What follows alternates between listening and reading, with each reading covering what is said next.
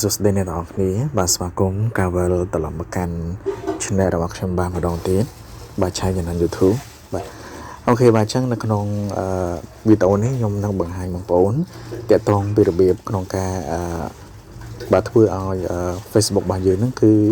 ដើរលឿនជាងមុនបាទអញ្ចឹងនៅក្នុងករណីដែលថា Facebook របស់យើងគឺដើរកៀងឬក៏វាចុចបើកទៅវាអត់លោតឲ្យយើងទេមានន័យថានៅពេលដែលយើងចុចបើកទៅវាលោតបិទមកវិញចុចបើកហើយវាលុតបិទមកវិញបាទវាអត់បើកឲ្យយើងប្រើប្រាស់ទេមានន័យថាវា error ទៅលើ Facebook បាទ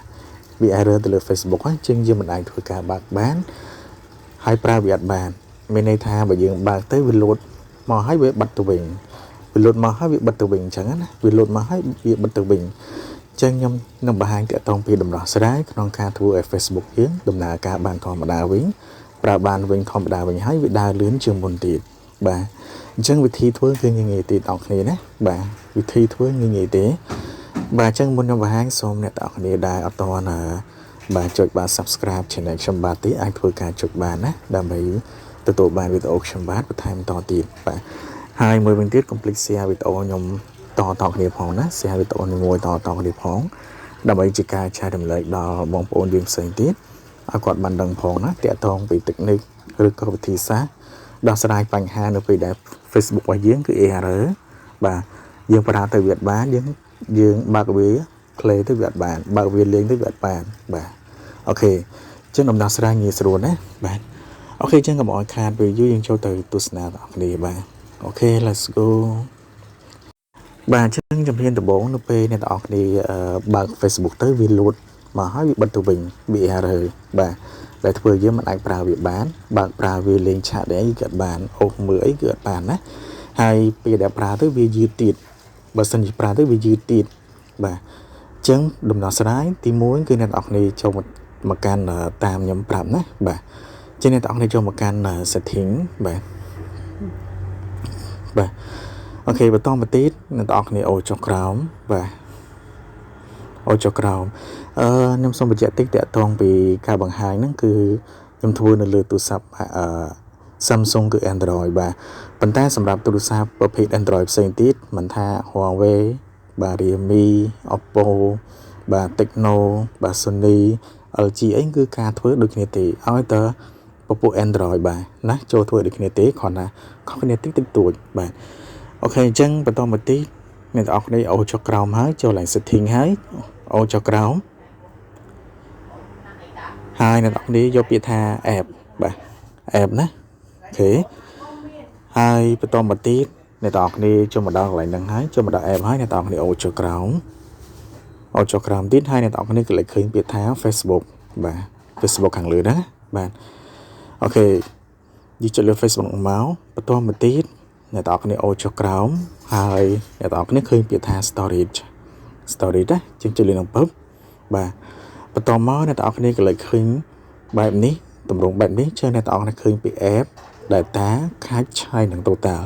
ជាងអ្វីដែលអ្នកទាំងអស់គ្នាត្រូវធ្វើគឺកន្លែង cache នេះអ្នកទាំងអស់គ្នាអាចធ្វើការ clear វាបានណាជាងវា CME 29 MB ជាងអ្នកទាំងអស់គ្នាក៏លេចមើលខាងក្រោមអ្នកទាំងអស់គ្នាឃើញពាក្យថា clear cache ក៏លេចមើលខាងក្រោមខាងស្ដាំណាខាងក្រោមខាងស្ដាំបាទអ្នកទាំងអស់គ្នាក៏លេចមើលខាងក្រោមឃើញពាក្យថា clear cache បាទខាងស្ដាំណាខាងក្រោមខាងស្ដាំហើយអ្នកទាំងអស់គ្នាយកពាក្យថា clear cache មកបាទចុចលើនឹងបាទជាងបន្តពីចុចលើនឹងហើយអ្នកទាំងអស់គ្នាត្រឡប់ទៅដូចដើមវិញប៉ុណ្ណឹងរួចជាការស្រេចអូខេប៉ុន្តែអ្នកទាំងអស់គ្នាត្រូវចុចឡើងវិញម្ដងទៀតបាទចូលមកកាន់ Facebook ដដែលអូខេរួចហើយចូលមកកាន់ឡើង storage បាទហើយអ្នកទាំងអស់គ្នាយកពាក្យថា clear cache ខាងក្រោមដដែលហ្នឹងណាបាទខាងស្ដាំខាងក្រោមហ្នឹងបាទប៉ុណ្ណឹងរួចជាការស្រេចបាទអញ្ចឹងយើងចាប់មកវាបន្តមកទៀតអ្នកទាំងអស់គ្នាត្រឡប់ទៅដូចដើមវិញបាទនៅក្នុងវីដេអូនេះខ្ញុំបង្ហាញមួយទេអ្នកទាំងអស់គ្នាណាហើយមួយទៀតគឺអ្នកទាំងអស់គ្នាចូលទៅកាន់ Facebook យើងផ្ទាល់តែម្ដងបាទណានេះអ្នកទាំងអស់គ្នាចូលទៅកាន់ Facebook យើងផ្ទាល់តែម្ដង